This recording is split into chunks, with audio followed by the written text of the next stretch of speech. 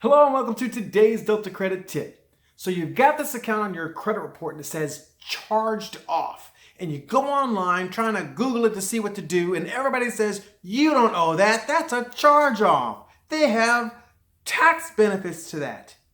So is that claim really true? Do you really owe a charged off account or not? Well, stay tuned, we're going to fill you in on today's Delta Credit Tip.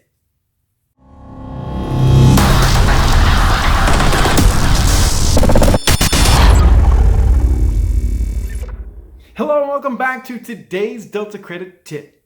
So I'm making this video because there seems to be a lot of confusion as to whether or not you actually owe a charge off account or not.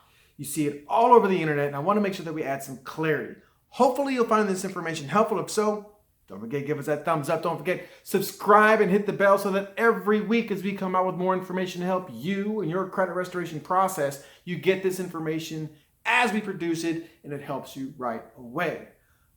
At the end of this video, I've got a special request because this is a very important video that we're making because it's a rampant issue and problem that we see with a variety of people trying to fix their credit on their own, and there seems to be a lot of misinformation, okay? So stay tuned to the end for that. But let's talk about whether or not a debt that's been charged off equates to a debt being forgiven. And that's really the crux of the question, right? Do I really owe this money because aren't there these benefits that this company got as a result of charging off my debt? Are they collecting on it twice? How is this possible, or is it possible? Well, let's first start talking about, well, what is a charge off? What happens? Why do they do it, right? Well, a charge off for a business happens when that business has made the assumption that despite their best efforts, that they have lost their confidence in their ability to collect the debt. So once they've made that decision, they will close that account and make due the entire amount if there happens to be more than was due at the time of charge off. And this could include fees, penalties, future payments that were part of the contract, right? All this stuff can now become due at once because otherwise, if the account is still open, the only thing that company is the only thing that they can collect from you at that point in time is going to be what you currently owe. So they have to then close the account, make the whole thing due, and typically that characteristic of that now debt is described in the terms and agreement that you signed at the onset of services. Okay? So now that the whole thing is due, now that business owner has a decision, well, what am I going to do with this thing? Right? I've taken a hit as a business already. I did not receive the income that I was anticipating. How do I try to make myself whole? Okay. Now, at this point, most people think, okay, well, they're going to file their taxes and they're going to get a tax write-off because they have deemed this debt not collectible. Well, that's not necessarily true, because depending on how that business does their taxes will determine whether or not they're actually taking a loss on that debt that you didn't pay. There's two types. They could do it as an accrual method or as a cash receivable method where on an accrual method, their income is based on what they bill. And if they bill you and you fall short of the payment, now there's a loss there. But if they only contribute their income as to what they actually have received, well, there's no loss for them to take.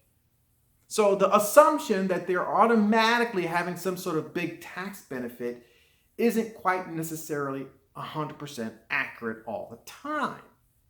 So that goes out the window. Not to mention there's accounting measures in place where businesses they operate year after year after year, and those years bleed in together. And there are ways to accommodate a debt that was not receivable in one year, and then it translates into a different kind of income next year.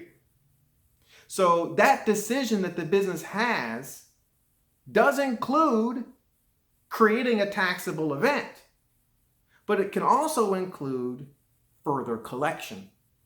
I can sell that debt. I can assign that debt to a debt collector. I can send it to an attorney, because remember, my assumption was that I, as a business owner, have lost confidence in my ability to collect from you. Not that somebody else can't. Okay? Now let's talk about, what does this mean to you as a consumer? So as a consumer, you're now stuck between whatever decision this creditor wants to make. So yes, in that particular situation, you are still liable. Now, let's look at the debt forgiveness. How do I know if my debt's actually been forgiven?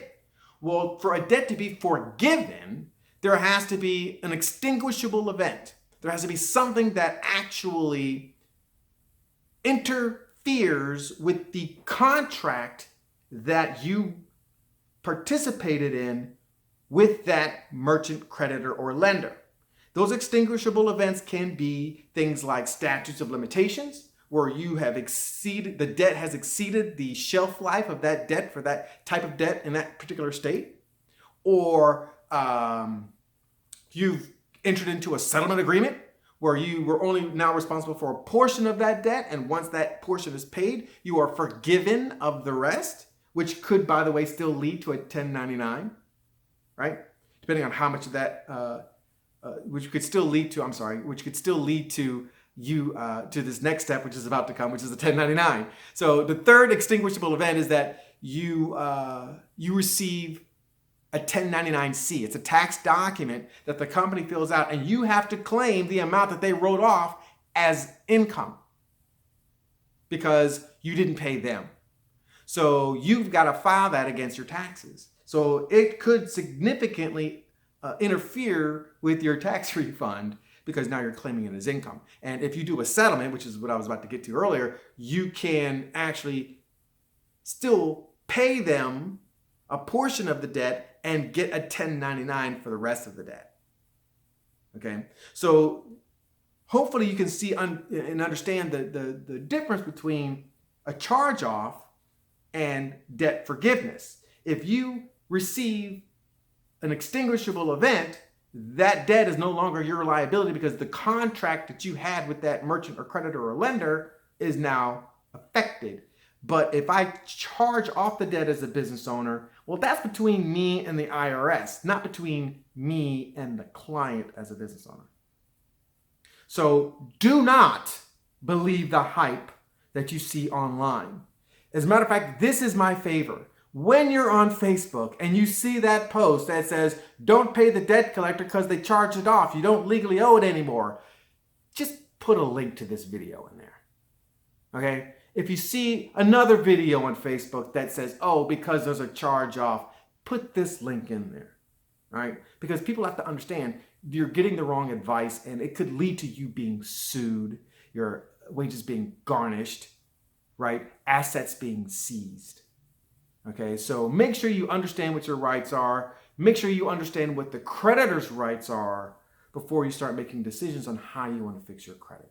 Okay, so again, hopefully this information helped. If so, thumbs up, subscribe, hit the bell, and tune in next week as we bring you more information to help you make a choice, make a change. Delta.